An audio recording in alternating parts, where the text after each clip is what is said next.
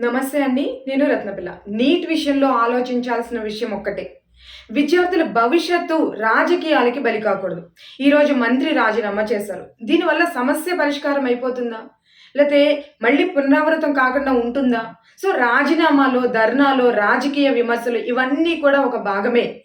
కానీ అసలు పరిష్కారం ఒక్కటే. ఇలాంటి పరీక్షల్లో పేపర్ లీకేజీలు, అవకతవకలు అలాగే పునరావృతం కాకుండా వ్యవస్థని పూర్తిగా ప్రక్షాళన చేయాలి. కఠినమైన చర్యలు తీసుకోవాలి.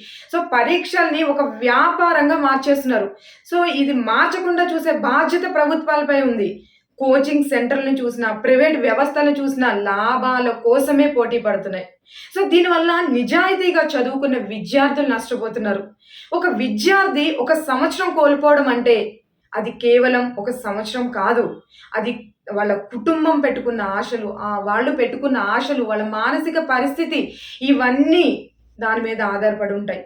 సో, గతంలో కూడా ఇలాంటివి జరిగాయి. అంటే గత ప్రభుత్వంలో కూడా జరిగాయి. కాబట్టి ఇది ఒక పార్టీకి, ఒక ప్రభుత్వానికి సంబంధించిన సమస్య కాదు. ఇది మొత్తం విద్యా వ్యవస్థకు సంబంధించిన సమస్యగా మనం భావించాలి. అందుకే విద్యార్థుల సమస్యల్ని రాజకీయ కోణంతో చూడకుండా శాశ్వత పరిష్కారం దిశగా ఆలోచించాల్సిన అవసరం ప్రభుత్వానికి ఉంటది. సో, విద్యార్థులు ఎవరు కూడా రాజకీయాలకి బలి కాకూడదు అన్నదే మా ఆకాంక్ష.